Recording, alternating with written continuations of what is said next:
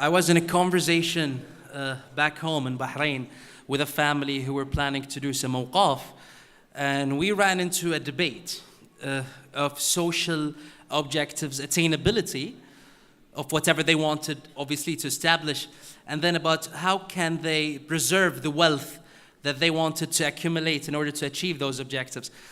Which lead us to a very much interesting conversation, and this is the whole topic about this parallel session. That's how Awqaf as an asset class can obviously provide more growth, more inclusion, and obviously more mobilization of funds within the financial systems, in particular with the global Islamic economy, which is the theme of this summit. And having said that, I would not like to take a lot of the time, and I would invite His Excellency, Mr. Hussein Al-Gimzi, to provide his keynote address to the podium. So please, sir.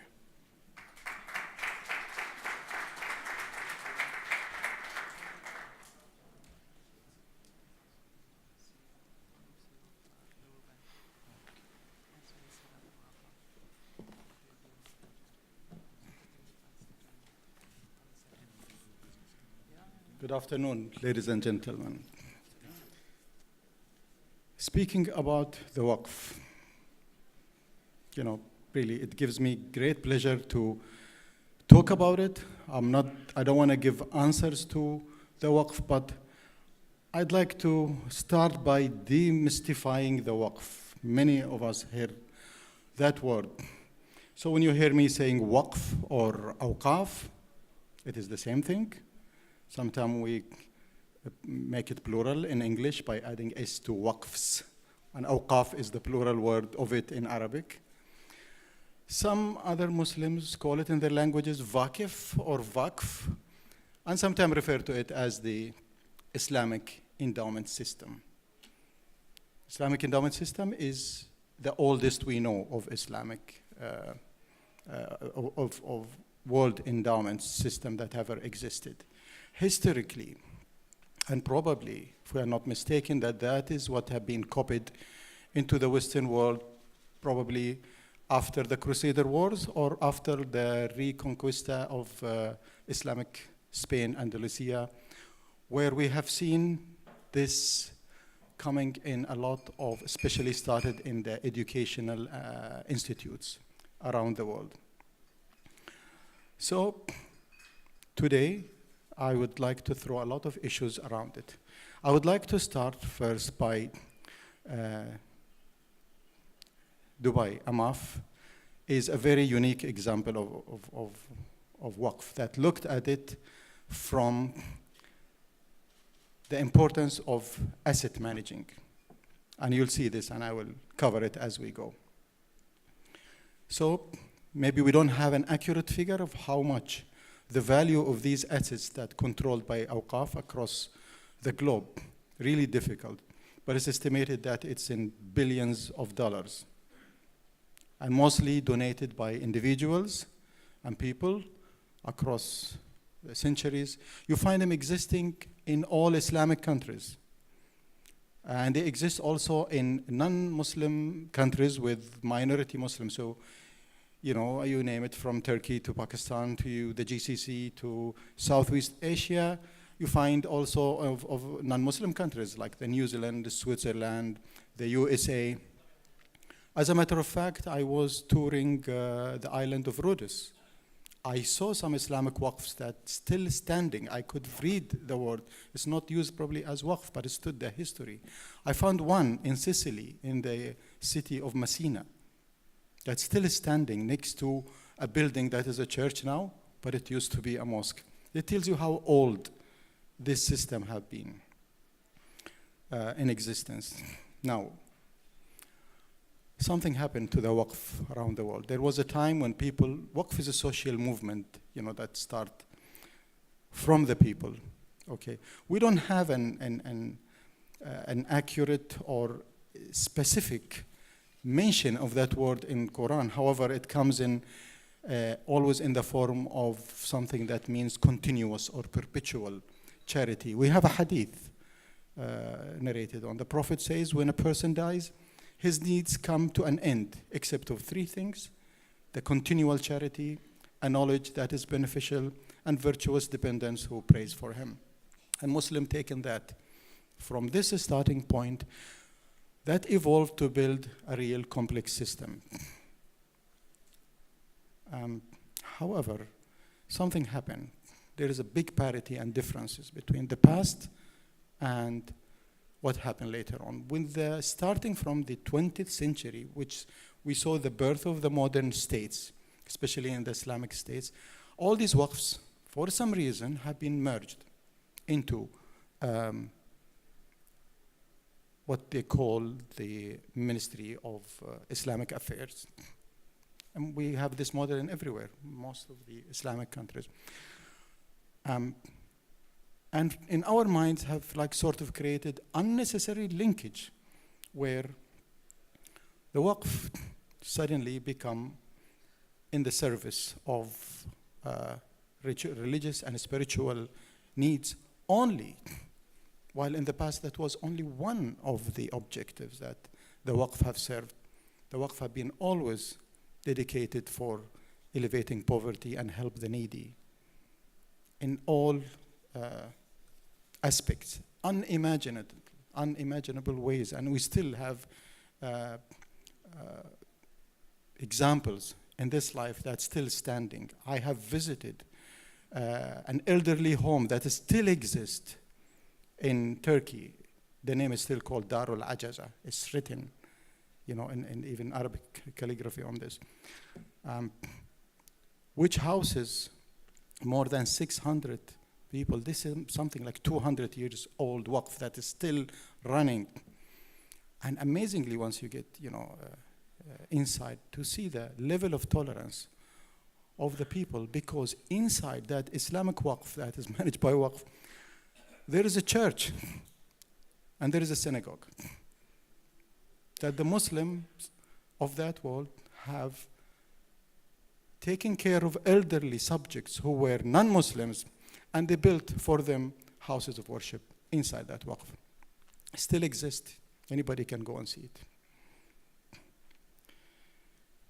Today, how can we bring the past? How we turn the waqf into a major player in the Islamic economy?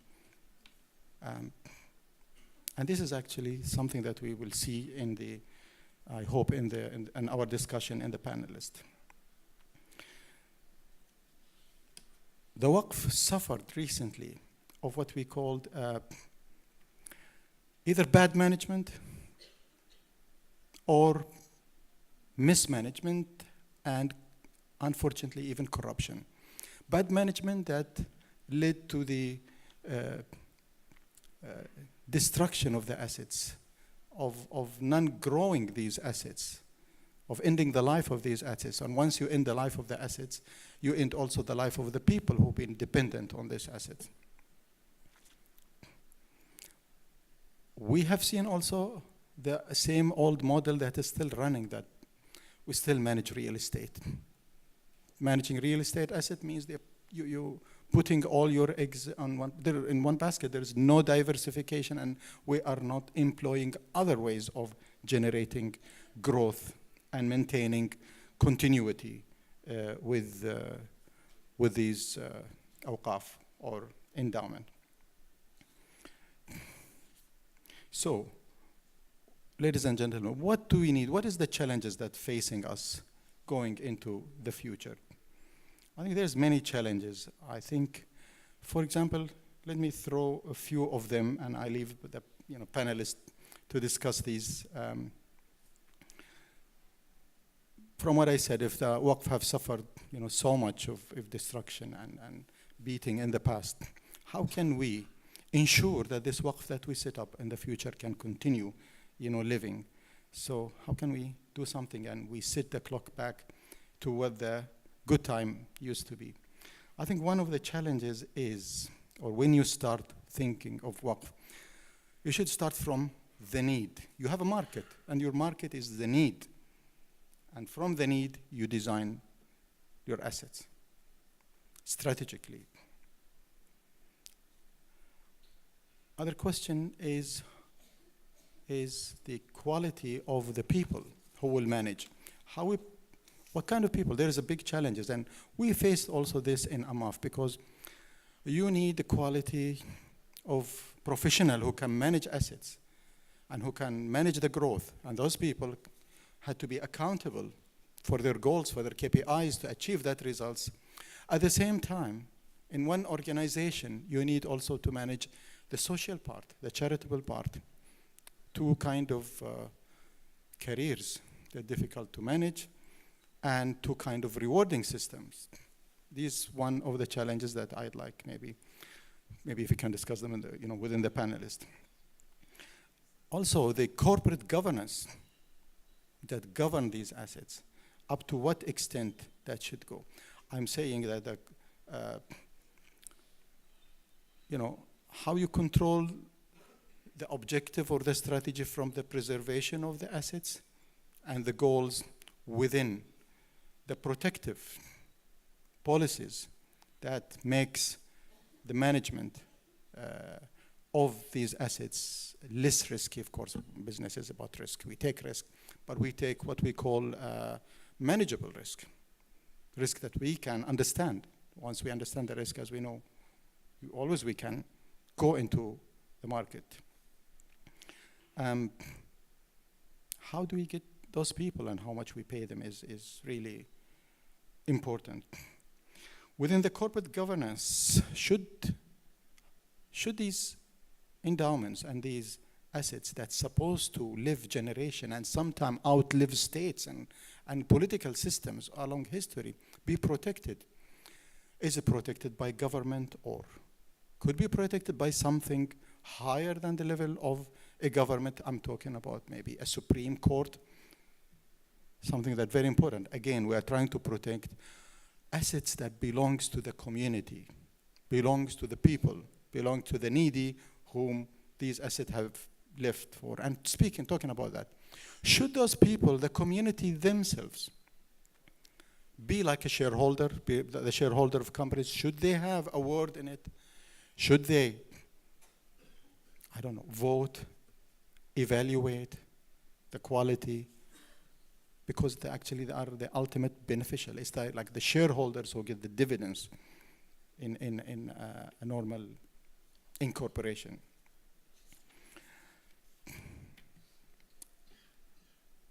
How we can transfer Awqaf into more of a social movement? I mean, how can we free Awqaf from, and allow me to say that, from the big donor, from the wealthy and rich? Because we always rely on somebody who is wealthy at a point in time, who will leave a waqf for charitable reason. But how can we as people, maybe I or you or somebody cannot, be in the financial position to put that size of investment, but I can contribute a little, you can contribute a little. Each one of us can buy a share or a sukuk that makes you an owner or part owner of asset that you've contributed to, that will last to serve generation after you, your children and children in the community. Let's think about that. There is a possibilities, and there is examples, as a matter of fact. So I've thrown few of the challenges to you. I'd like to mention two examples that we've done in Awqaf. They're recent example, very successful example. There are two of them. One we call the family village, and I urge each one of you to check our site and look at the site of the family village. The family village basically is an orphanage. But it's orphanage with different twists. It's an orphanage where those orphans do not live in institution, but they live in houses with mothers, brothers and sisters. And they go and interact with the community, like normal people. We have set up this one. This is a very interesting example, because this work wasn't set up by one individual. We went around and we collected donations from so many people, so many donors from the community, including individuals and institutions all together, and we set up this. It's running now. The assets now is being managed, which is sufficient to pay all the cost of running this facility, pay for full-time mothers, and cover everything that we need for those kids that was there. A few months ago, Sheikh Mohammed have visited it. It was very real overwhelming experience to see what happened, which we thought upon the time that is really difficult. Second example I want to talk about is Selma.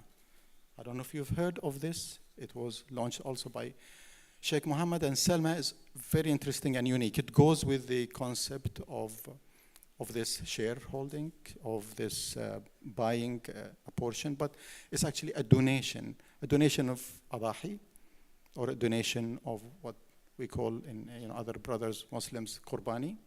So people donate, but this meat, we take care of that meat to be halal, clean, slaughtered the right way, and then we pack it in a certain way to be delivered to the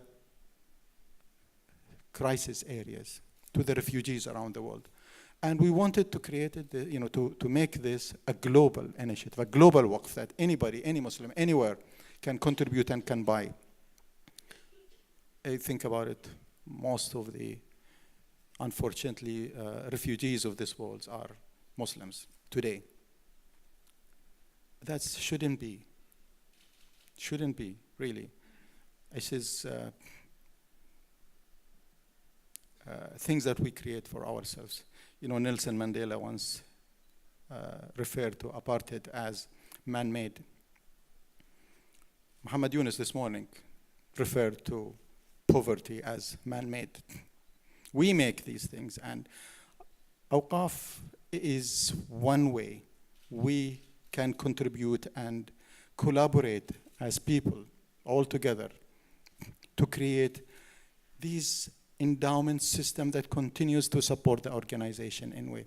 And if the endowment itself can cover even areas, for governments, and that's not strange to the Islamic world. Many states have run everything, almost everything, run by endowments. Until 1920, the water system of Istanbul city was an Islamic endowment. So we can contribute not only in helping people, because these projects also employ people. It elevates, it helps in every way. So you find jobs for people, you get to help people, and you get to create more value, basically creating life and hope. And this is what His Highness Sheikh Mohammed, when he created Awqaf was created clearly in, separate from the Islamic affairs for this purpose, that we can come and think. We are a very interesting model, because if you come to Awqaf Dubai, you'll be interested that the board of directors, mainly, I will say 90% of it, is really businessmen and financial people for that purpose. I think I've covered a lot of the thoughts that comes in my mind. I hope that will lead to a good, enjoyable panel that we can enjoy and listen to. Ladies and gentlemen, thank you very much.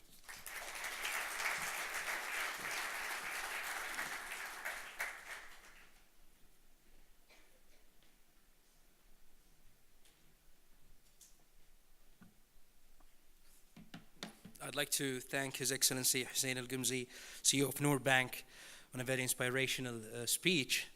And right now I'd like to invite to the stage Dr. Said Farouk, the Projects Advisor of the Dubai Islamic Economy Development Center, to moderate the panel. Please, sir.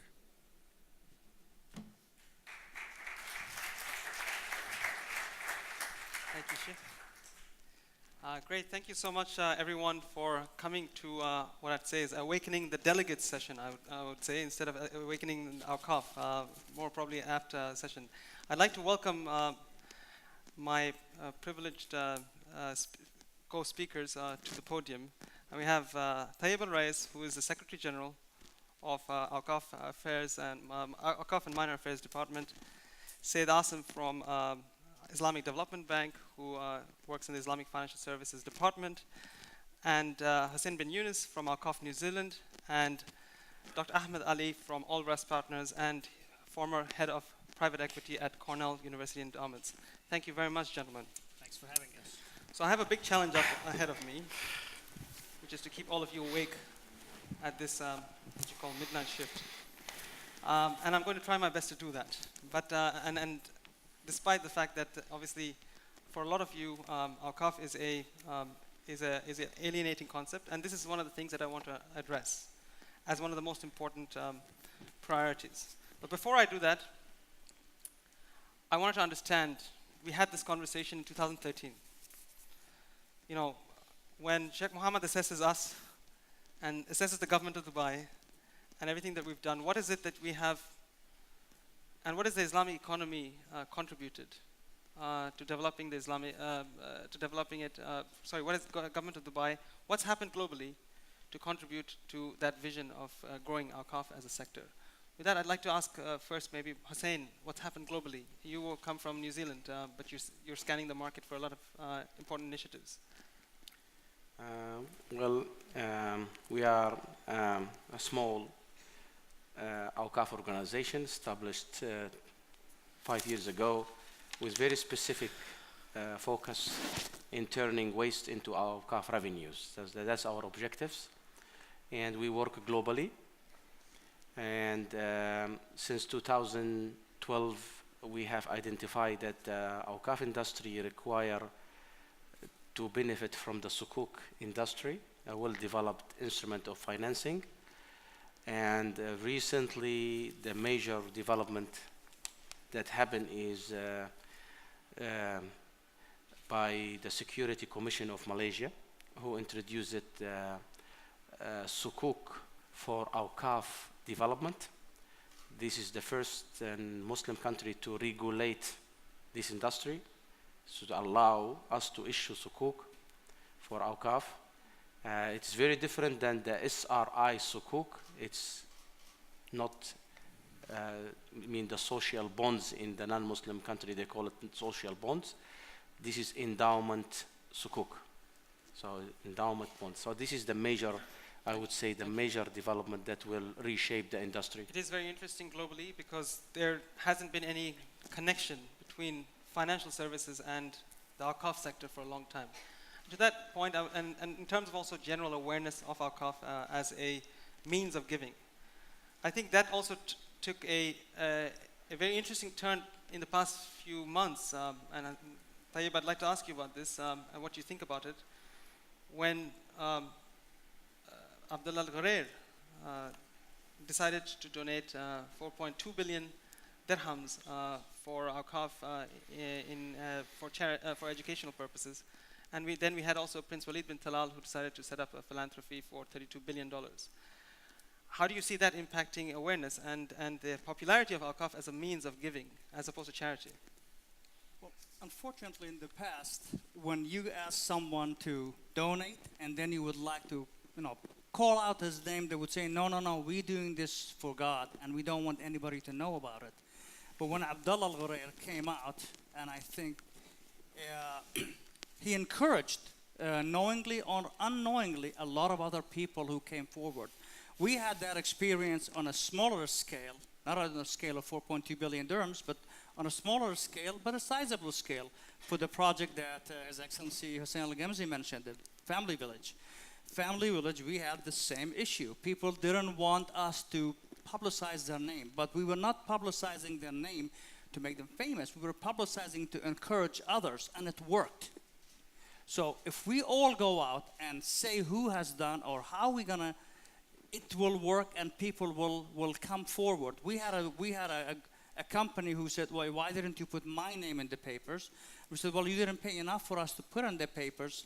And he came forward and gave us a 7-figure check.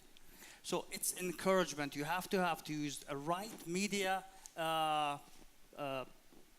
solutions and go out and advocate people and educate them on the importance of not keeping it to themselves. You're not selling yourself. You're encouraging other people to come on board. And we managed, in 2 years, we managed to raise over 150 million dirhams.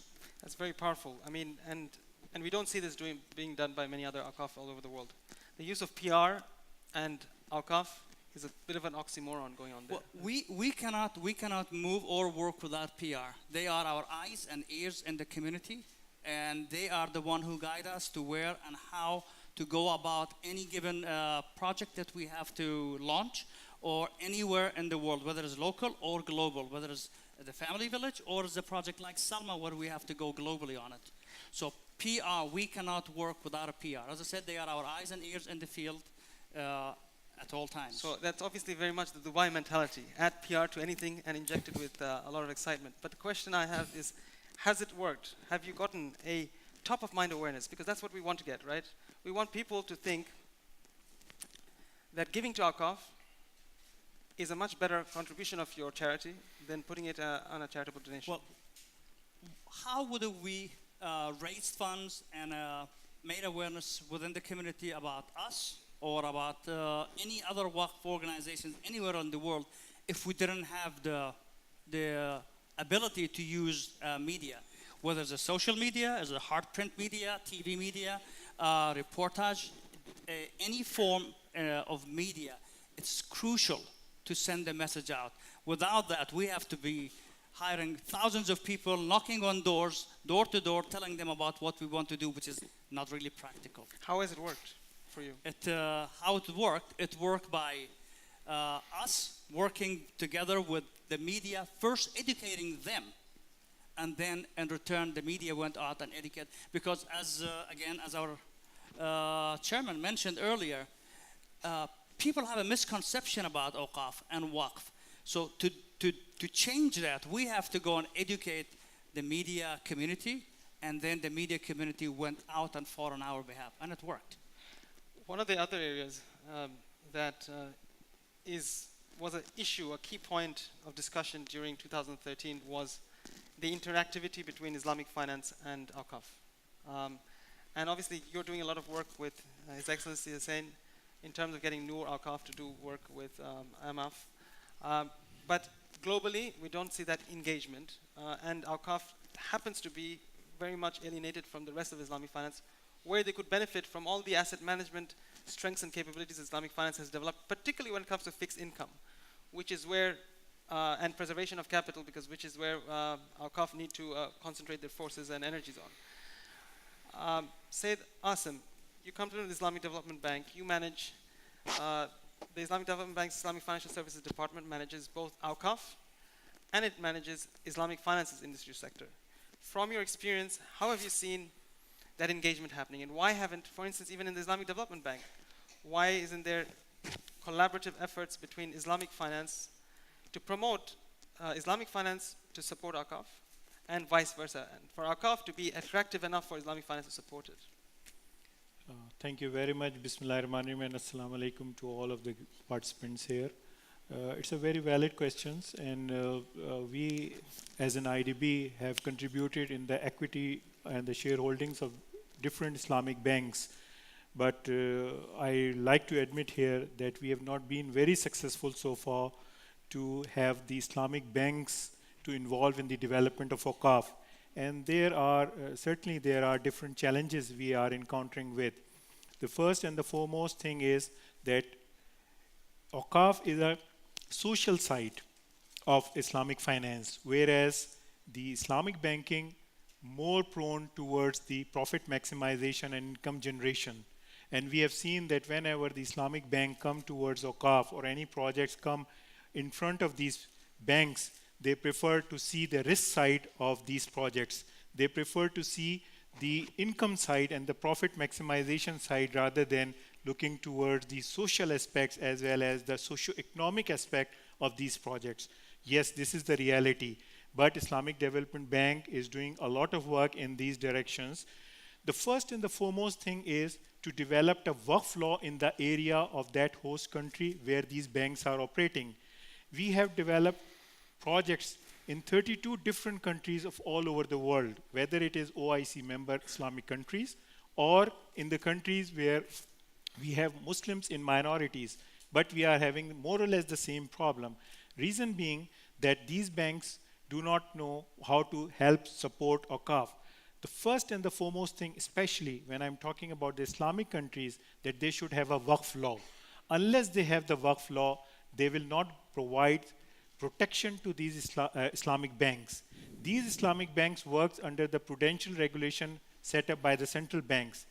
either the central banks are not aware about the socioeconomic aspect of Awqaf and their role in the economy, or secondly, they don't want to go for the risk taking side of these projects. So first of all is the creation of awareness to these central bank and development and promulgation of Waqf law in that country. Once the Waqf law is created, then central banks automatically come and develop their regulations which will help these Islamic banks as well as other banks to help support the development of Awqaf. This has been observed and we have tried in different countries, and alhamdulillah, I'm proud to say that we have did it in number of Islamic countries. Then where we have been able to develop the Waqf laws, these central banks came forward and they have devised the policies to help support these Waqf law, these projects. I tell you, and I give an example, that whenever we go to any project, they ask for the collaterals. But for the Waqf projects, we don't have the collaterals. But once the central bank says, go for the pure project financing, now these Islamic banks where they have a Waqf law, they are protected by that Waqf law. They are coming forward and they are helping us to develop the Waqf properties. When I'm saying a Waqf project, it doesn't mean that we are doing the masjid development of orphanage house or a place for widows to live. I'm saying a project which provides sustainability to these social projects. When the sustainability is there, if I say today, come over here and I have a box in my hand, I say I want to establish a mosque, everybody will turn up and give the money as their pocket allows to them. But if I say that I want a project for the sustainability of these social projects, very rarely people will come. So awareness should be there and these Waqf laws should come forward, and hence these banks need some sort of protection through their central bank as well as their governments to develop these projects and develop the Waqf sector in their country. Thank you, Asim. It's a very interesting and important point you made, particularly about certainty for the banks, because ultimately when banks look at anything, they look at the certainty of the recovery of the assets that they need to invest in. However, at the same time, surely there must be a push and a pull factor, right? When banks look at it, and if I'm sitting as a credit manager, I'll be looking at not only the underlying risk, I'll be looking at, okay, are these people professional? Is the character side sufficiently solid? And in there, you have issues of competence, right? Are the people who are managing this Awqaf, and I'd like to hear from all of you with respect to where do you think we are when it comes to the actual management, the investment management, and the distribution, the donation distribution management? Because I think they're two distinct elements, right? Are you seeing that in these countries we have the competence in managing it? And should we be splitting them up, as His Excellency Chairman Hussein Al-Kamzi said, as two distinct elements, one of which is managing the asset side and in a very optimal way to preserve capital and give the returns which will fund the donations, and the other is the social side, which should be completely distinctly managed. What is the optimal approach to this? Well, if you take Awqaf and Minor Affairs in Dubai, we are a very unique organization which combines Waqf and minors. And in both hands, when we were separated from Islamic Affairs back in 2004, minors were added to the organization, and for one reason and one reason only, that to manage Awqaf's funds and to manage minors' funds. So here we have a Awqaf's fund and we have minors' fund. And in the middle, we have the investment department. Awqaf raises the funds for the purpose of projects for different social needs, whether it's education, health, social, and so on. The fund goes to the investment department. They invest it, and when the return comes, the return is a social return. Who manages the investments? The investment is managed by investment department, the social department, or the Waqf department. Do we have the competency to manage the investments? Yes, we do, and we have proven that time in, time out. Should that be outsourced to outside parties? We have outsourced outside parties because I have another partnership, which again is one of a kind, that I have a partnership with Noor Investment Group, and we've created an organization called Noor Awqaf. Noor Awqaf invest on our behalf, but we are a partner in it. Nur Awqaf, under Nur Awqaf, we have created numerous new companies as a private sector companies.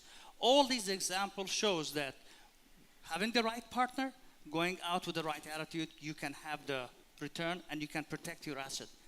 What I'd like to learn from, and Dr. Ahmed Ali, who joins us from the United States, has a lot of experience in this area, is what have the predominantly the best-in-class asset managers who look at endowments been doing in terms of asset management for charitable purposes.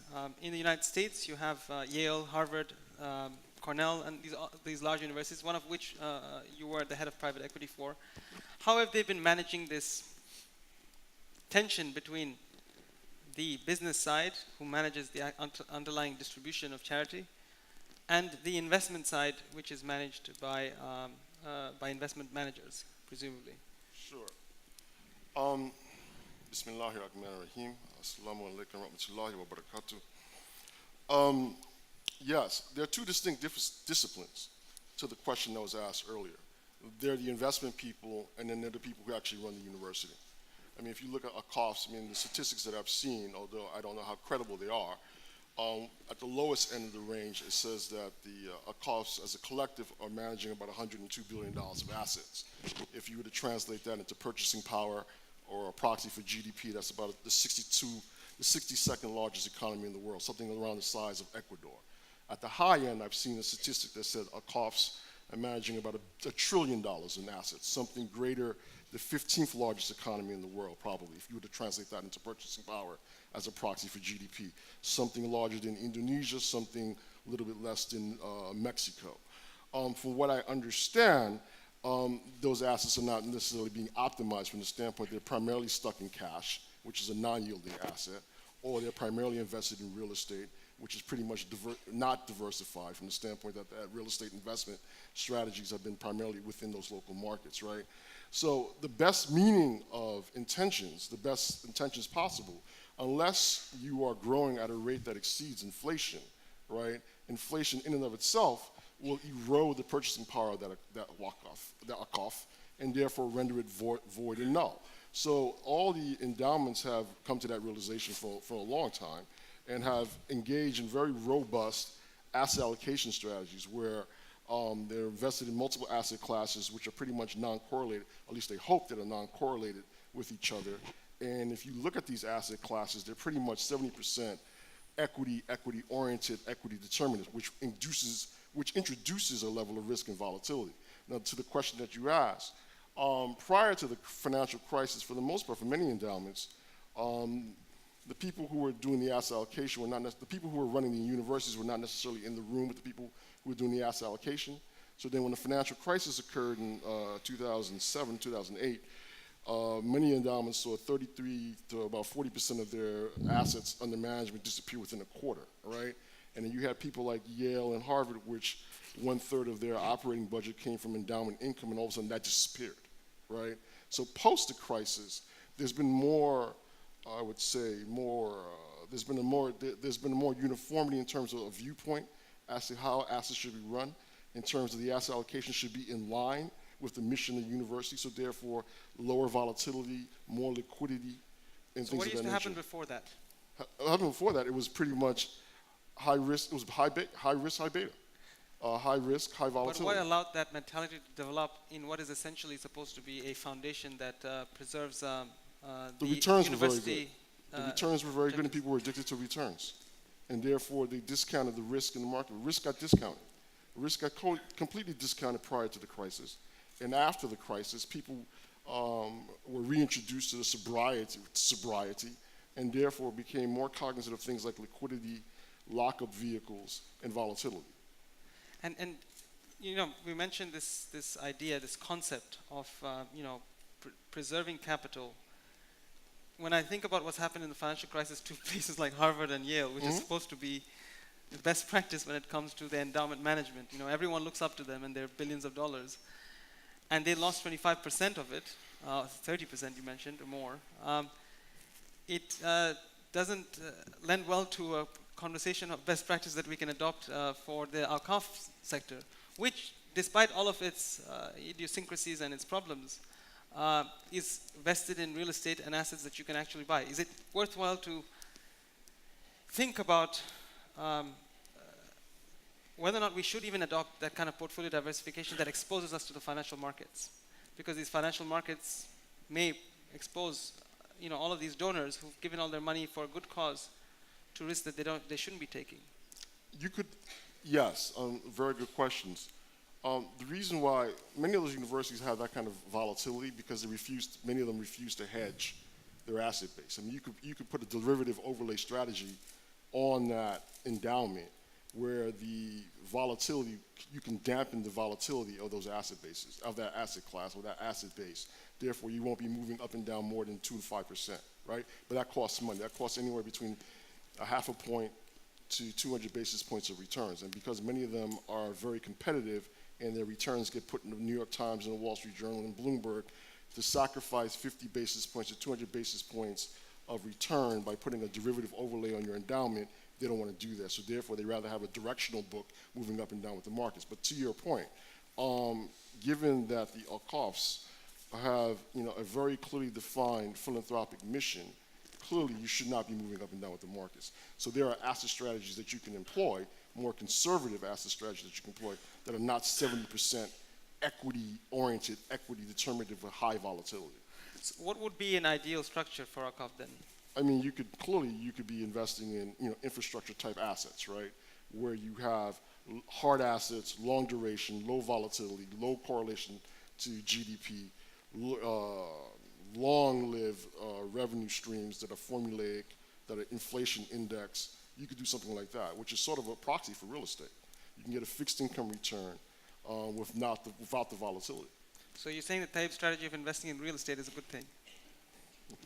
Yeah? Okay, so I guess the other key area where there hasn't been a lot of development, and I see this in the disconnect between academia, who've been talking about this for a long time, that Awqaf can be such a solution, the elixir that Islamic finance needs, and the Islamic world needs to solve all of its problems, just like Zakah used to be at one point. And then you have the Awqaf sector itself, who are all sleeping, and we're trying to wake them up. And then we have all of you champions like yourselves who are trying to blend that conversation. And one of the biggest issues that are raised by at least yourselves and also most importantly the academia is the connectivity between the needs of human beings, whether it's the sustainable development goals or the needs of UAE or the needs of the villages, and what the Awqaf is doing. The Awqaf, in this context, and if you think about what people, when they donate, they provide money to mosques or to other things which are top of mind for them, because they think, based on the hadith and the sunnah, that that's the place where they can make the most impact when it comes to serving the Creator. Question is, how can we make that shift in terms of mindset, and more importantly in terms of creating a more strategic approach for the donors to allow them to think about this in a more strategic way, so that we address the most important needs, whether it's refugees at this time, or whether it's a crisis, or whether it's a food crisis, a famine, as opposed to making another mosque.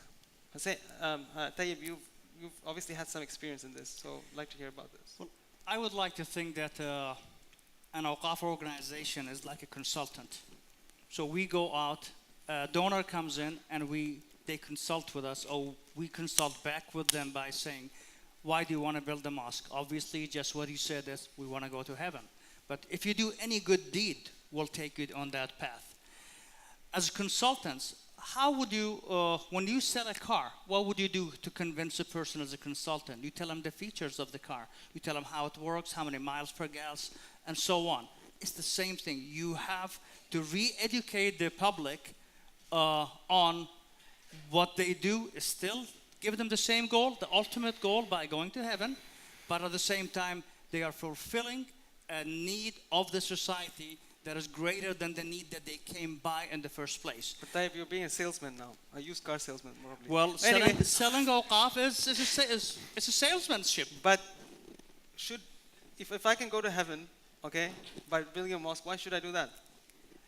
Because again, as a consultant, it becomes our role to tell them that not only this will give you this result. If you help an orphan, if you build an orphanage, if you build a hospital, if you build a kidney dialysis system, they will all give you the same goal, but this is the need. Again, as I said in the beginning of this conversation, media has a huge role in this. Let me share something with you. Imagine you're driving on this long, windy road, and you come across prayers time. You stop, find this clean place, maybe under a shade, and do your prayers and drive away. Now imagine you're driving on that same road and there's an accident and there are people who have been hurt and they're injured due to that accident. Can you treat them under the tree? Or if you have kids playing on the street, can you put them to school under the tree? You need a school for them. You need a hospital for these. You need a dialysis center. These are the conversation you have to take on with the donors to change their minds. If you always do what you always did, then you always get what you always got. So to change that, you have to convince them. Yes, it's hard work because people automatically want to go and build a mosque. Automatically they want to go and print Qurans. Automatically they want to go and have a place for people to come and teach and learn Quran. It's nothing against that. We need those, but we need all the other elements of Waqf within the society to sustain us. We need the schools, we need the dialysis centers, we need the hospitals, we need the buildings to support the needies and the orphans and the minors, and so on. But how do you convince them that that's better for them? What is it that you tell them that makes it? Because I mean, you have Abdullah Al-Ghurair who's done some great work, right? And Prince Walid as well. But there's so many more, I'm sure, that come to you on a daily basis saying that they want a mosque. What is it that you do? I mean, we'd like to learn from it.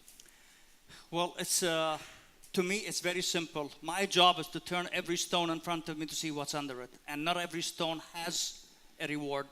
So that's mean you knock on 100 doors, you might get 10 people answer you. So it's, yes, earlier you said, you have to go and market yourself. You have to market your abilities. You have to show them your financial statements that this is what you have done. These are the results. And you have to, especially if they are businessmen. If they are your common people and you're doing a crowdfunding, then you need a different strategy, different media strategy for that, versus when you go on raise donation of tens of millions of dirhams from different individuals. I want to touch upon crowdfunding and technology, but before that I want to get your views, Sayyid Asim, about the need for investment allocation. Do you come across that with all the hundreds of Waqf properties you serve in all over the Islamic world? Do they realize, or is their mandate already set and they can't do anything about it, they're just managing mosques or they're managing some social enterprise? Actually, there's a misconception about Awqaf. That people think about that, okay, Awqaf means construction of a mosque, construction of an orphan house, or some social projects like this. We have to educate them that these institutions have reality. They are the demand of our society. It is very easy to construct a mosque or an orphan house, but how can we provide them sustainability? In order to have the sustainability for these projects, we should have a support program or any project which provide them continuous flow of cash. Usually we have observed that the philanthropic organizations are dependent on donations. And donations, they don't have the perpetuity, they don't have the continuity that they continue their philanthropic work. So we need to have a project that will provide the sustainability. Let me give you an example. What we have done one project in Sri Lanka. There is a philanthropic organization, they have an orphanage house having 600 children over there. What happened? They are totally dependent. They are moving all over the world and getting donations in order to continue their work, providing boarding and lodging for these children. But when they came to us, we tell them, please give us a piece of land if you have. They have a very great piece of land in the city center of Colombo, but they don't know how to develop it. They don't have the financial resources to develop it. So we went there, we appraised the project, and we give them a $10 million loan to them, and we ask them, okay, now this is the project which will give the sustainability to your orphan house. So this is the education we have to inculcate in the mind of the people. We have done a number of projects in different parts of the world. In United States of America, we have done one project where an organization is supporting the Muslims over there, but they don't have the financial resources to hire the lawyers. We work with them and we develop an office building of 10 stories over there. They have the land, but they don't have the financial resources. So what I mean to say, rather than giving the fish, we can develop orphan house one day, but how we can sustain that? So rather than giving the fish, give them the rod to catch this fish. I hope I cleared. That's very powerful. I appreciate that there's a lot of people who want to ask questions, so I will provide some time for that. I want to touch upon one last thing before I go into it. And everyone's talking about it. It's a very important theme for this conference, which is innovation and technology. And in terms of being a top-of-mind consideration and accessing new markets. And yesterday we were at the Ethical Finance Innovation Challenge Awards, and one of my colleagues won the award, Narwi, for setting up a crowdfunding system for cash waqf. It's not technically a waqf, but it allows people to give donations, and it gets a recurring benefit for the people who borrow from that cash waqf. How can we mobilize more people? His Excellency Chairman and Your Excellency Tayyib also mentioned the same thing. How can we mobilize a much wider group of people, including us, normal people who don't have millions of dollars to spend or to donate? How do we get into this space? How can we make it easier? Can I? Yeah, sure, go ahead. I personally believe every country has its unique. Like we are a minority Muslim, so our needs and our legislation and ours is very different than Muslim country. But there are some basic elements that we need to go back. There are cash waqf, and there are temporary waqf, and there is the Qard al-Hasan. If you use these three elements and engineer them into the Awqaf system, you will end up solving all the problems that you are talking about easily, And from my experience, last 5 years dealing with Awqaf, and I have traveled all over the world, the major problem for Awqaf is how to source finance. So the crowdfunding is a nice idea, but crowdfunding limits you to a certain amount of money. You can't just finance a lot of money. You're talking about an industry of billions of dollars as not functioning and need a lot of money to make it functioning. So you need to look at a bigger picture, but not undermining the microfinance and the crowdfunding initiatives.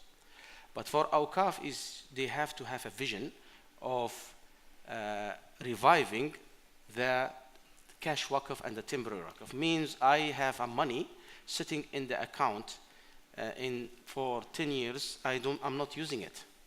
So instead of me paying zakah on it, I just can put it a temporary waqf for 10 years, and after 10 years I can take it back. And this is perfectly Sharia compliance, and it is done by the Sahaba, all of them, and it's practiced, but it's not been revived. So what we need to do is, personally believe, we set up a model. A model, when you talk about global, Awqaf is normally located within the country, but when you go global, so that you have the asset in New Zealand, and you have the donor or the sukuk or the crowdfunding owner in England, and you have the beneficiary in Somalia, and you have the source of the crowdfunding in Qatar. So you have 4 countries, 4 legislation. How are you going to manage all this? Is through simplifying the model. And the best way to do it is reviving the sunnah exactly as done. So you have 3 sunnah, cash waqfs, you have the temporary waqf, and you have the Qard al-Hasan. If you implement this nicely and engineer it very well, strategically, you will solve all the problems. Thank you very much. I appreciate that everyone wants to go to dinner eventually. So, but before that, I wanted to ask if there's anyone who has questions from the audience before I ask the distinguished panelists what their key takeaways are. I have one right at the end, just in the corner there. If you could just say your name and question. Assalamu alaikum. My name is Mohammad Ikram Tawfiq. I am from Awqaf Holding Group.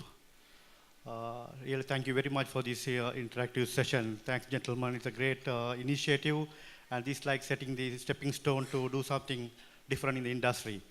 I really want to address that issue raised in the Sri Lanka. I'm a Sri Lankan, but working in the Middle East. There are so many prime locations. Those are Waqf land which are in the prime locations.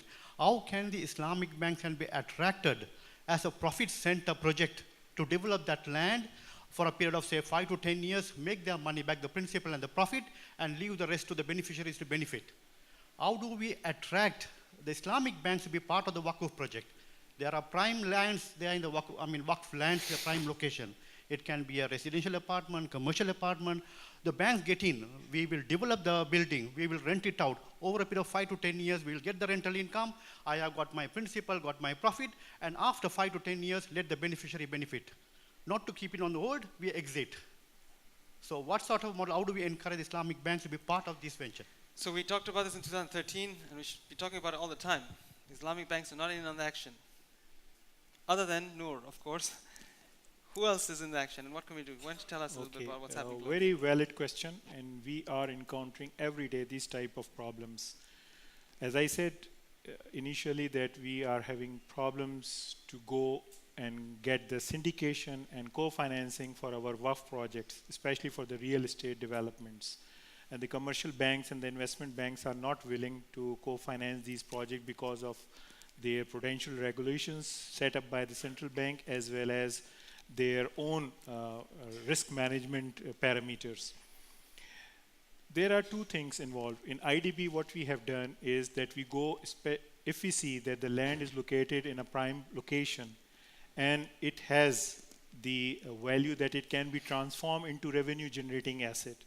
IDB has launched a fund which is called Awqaf Property Investment Fund. We only see the cash flow of the project. We try to see whether the project has the potential to develop that much amount of money that they can sustain the prime objectives of the project, number one. If the local banks are not willing to come with us, we finance our own to do that project. This is very easy for us. But however, as you said, that there are some projects where the location is not on a prime position, or it cannot be developed into revenue generating asset. In that case, in some of the countries we have seen that their Sharia board or the Sharia committee or their court of laws has allowed them to change the WAF and replicate somewhere else. For instance, there is an agricultural land of many acres, but it cannot be transferred into a revenue generating asset or an income generating asset. What they can do is they go to their Sharia scholars, they will allow and give their fatwa that yes, because as per WAF, once the deed is finalized, you cannot sell the property. This is the Waqif who have said that this property will be used for such and such purposes. So for that matter, or sometimes we have seen that the Waqf is so old that it is totally depleted and we cannot make it as a prospect future development. So the Sharia board or Sharia scholars or the local courts in some cases, they give their verdict that, okay, sell this property and buy somewhere else with the same amount and the same deed, which has that this work will be used for such and such activities. So this is we have done in the past in various countries. It's a very powerful concept, Awqaf asset replacement. And I think this is something to take away, right? In terms of what governments like Dubai and UAE and other countries can also take away. And perhaps you think it should be enshrined into some form of law so that it's easier to do, as opposed to going to a court or to relegate it to the Sharia scholars who may have differing opinions in different times? Well, actually, as I said, that every country has their own laws and they have to follow. You cannot do what you are doing in Malaysia and you replicate the law in Sudan. But what do you think is optimal? Is it optimal to provide a codified law, or is it more optimal to relegate it to either the courts or the Sharia scholars to do this? Actually, if you have a Waqf law in your country, and while promulgating that law, the consultants or the lawyers consider all these things also. They take on board the Sharia scholars also. So if the law permits them, then automatically they can do. But I have not seen so far in any country. They have to go to their Sharia scholars in order to get the fatwa, or they can go to their Sharia boards or Sharia scholars, or I don't know what is, in every country they have own mechanism. So they have to go there. But Sharia law can provide this and facilitate this to make the change in the waqf. Sure. I think we have one last question, and we're going to have to close it after that. I'd like distinguished panelists to think about what's the most important takeaway in terms of action that the government of Dubai or the UAE or globally we can do to advance the development of Awqaf. Please go ahead. I want to thank the panel for their informative discussion. My question is about philanthropy. Awqaf certainly provide an answer for development, philanthropy, different areas of the life of the community that it serves. Within the philanthropy work, the most challenging factor is driven by donors, whether requirement or the scale of the intervention and so forth. So how can effective Awqaf or endowment system can serve philanthropy work in general and help the philanthropy work to go into the right direction, i.e. into a much better development approach?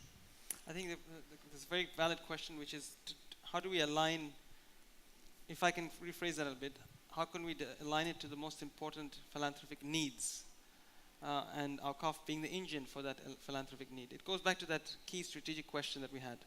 How do we make Awqaf as a system of strategic deployment to the most important issues that the world faces? And then with that, I'd like your closing comments as well. Why don't we start with Tayyip first, Okay. and then we go to Saeed. Well, Awqaf is all about philanthropy. Awqaf is all about supporting the community. A Dutch writer wrote that he traveled from Istanbul to Cairo on a 63-day journey without paying a penny or a dollar throughout the journey. He slept, drank, and bedded, all for free. All was paid by Awqaf. So Awqaf is, and again, I would like to say what was said earlier, that if you look at the base of the Islamic economy, the base is Awqaf. Everything is built on Awqaf, and Awqaf's role is to support the community. If you look at the UAE, we have 5 different accounts or masarif for Awqaf: education, health, social, Islamic affair, and piety and righteousness, which is basically an open account which gives the Awqaf asset manager the ability to see where that money needs to go and where it fits best and support that project or that instance at the time. Hey, what about entrepreneurship? Is entrepreneurship covered? Do you think that's an important need?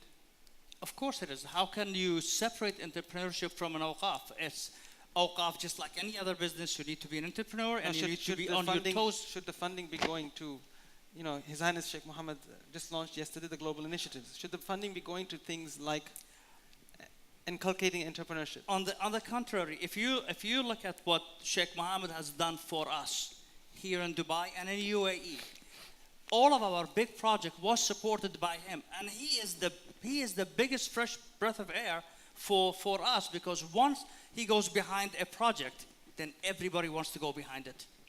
So my take from this is that our biggest support and our biggest light at the end of the tunnel is His Highness Sheikh Mohammed bin Rashid and his support. He supported our 3 or 4 of our largest projects in the past 4 years, and they're all success.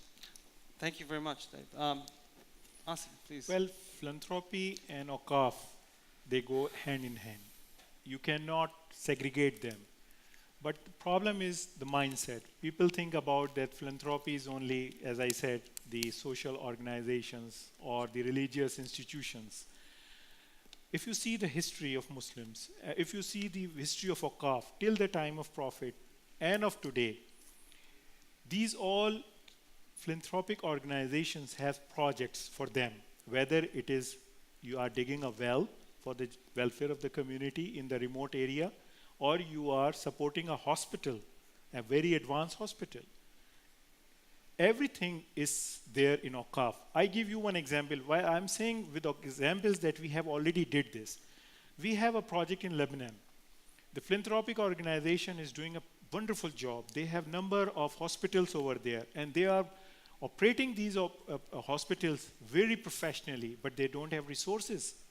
They came to us, and in Beirut, they have a very prime location, and that building was totally destroyed during the bombing. They came to us, and we developed a 10-story office building, and now this building is getting a lot of money out of it. And now this money is being used for the people who need this in these hospitals, for the patients who need the hospitals. So philanthropy is always there when we say about Awqaf. So we cannot segregate them as a different lines. They work together whenever there, but the concept is we need to revitalize, make a mindset of the people that please come forward to do the projects which are needed to develop Awqaf for supporting these religious or social institutions. Hussein, concluding comments, and then Dr. Ahmed, concluding comments. Not answering. You don't have to answer it. Well, I think what I would like to see is, I heard the panelists, they talk about prime location, but nobody is talking about rural or people who are actually in need. And that's what Awqaf should serve them. Like in Indonesia, they have Awqaf land the size of Singapore, and it's neglected because there is no money to develop it. And these people need somebody to come up with something to do this for them. So therefore, I personally believe that with the technology and IT and the world become one, and the development in the sukuk industry, I think Awqaf should make the sukuk the prime target for them. Because that's the way people will give the money. As why sukuk? Why not donation? Because sukuk is highly regulated and very transparent. So you can for sure be guaranteed to know that where is the money is being used. But if you give it to me donation, I can just go and spend it somewhere and say, I lost it. But sukuk is highly regulated and guaranteed to be returned to you after a certain time of years. So I think for Awqaf to develop is they have to benefit from what the private sector of the Islamic economy have already developed and utilize it for the Awqaf, especially not the prime location.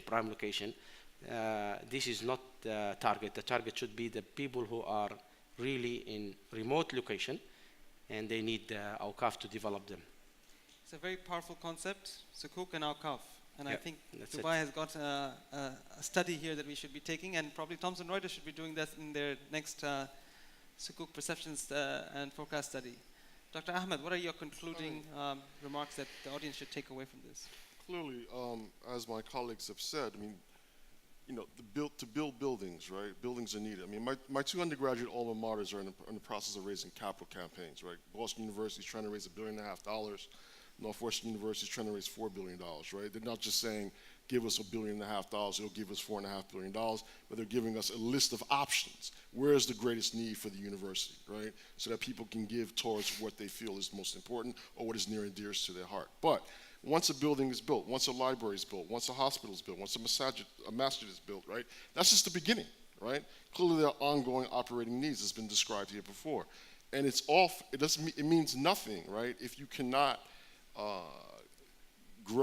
maintain your purchasing power, right? It means nothing if you cannot exceed the rate of inflation, right? Because if you cannot exceed the rate of inflation, then inflation will destroy the most well-meaning of intentions and erode your purchasing power. So clearly, what I'm trying to say is this modern asset management needs to be introduced into this whole asset class, because we are not existing in isolation outside of the global economy, and inflation is a threat, and that will erode the value of these Awqafs.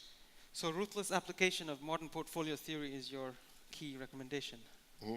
Tayyib, would you have anything last comments to say? And then when I started with this organization 5 years ago, nobody knew about us. Very little known about. It took us several years to get to where we are. media is our strongest and most powerful tool to go out and advocate about Awqaf and set the Awqaf image right from the corruption that has been going through for generations and for decades and for centuries. If I have to use one tool to go out to advocate about Awqaf, it's media. Whether it's a social media, print media, any form of media. And it's been proven to us and to me that by using the proper channels of media for proper applications, it has given us the reward. So media and Awqaf, very powerful recommendation. Last one from Sayyid Asim. I think there is a need to revive the Sunnah of Waqf. We, all of us, have to do in our own capacity whatever we can do. Whether we can develop if it's a multi-billionaire man, he can do a cash Waqf concept. If we are just donating one penny for that, we have to work for it in our own capacity, whatever we have. We have forget this very concept of Islam, very concept of Waqf, very concept of philanthropy, that the Awqaf is a real tool in Islam for the development of welfare institution. So, media and Awqaf, switching awareness, Sukuk and Awqaf, and the ruthless application of modern portfolio theory. There you go, gentlemen, ladies and gentlemen. You've got 4 key recommendations to take away from this, and hopefully we'll see Dubai and other countries in the Islamic world adopt these as part of principles. Hope you enjoyed the gala dinner, and hopefully we'll see you, inshallah, tomorrow as well. Thank you. Thank you.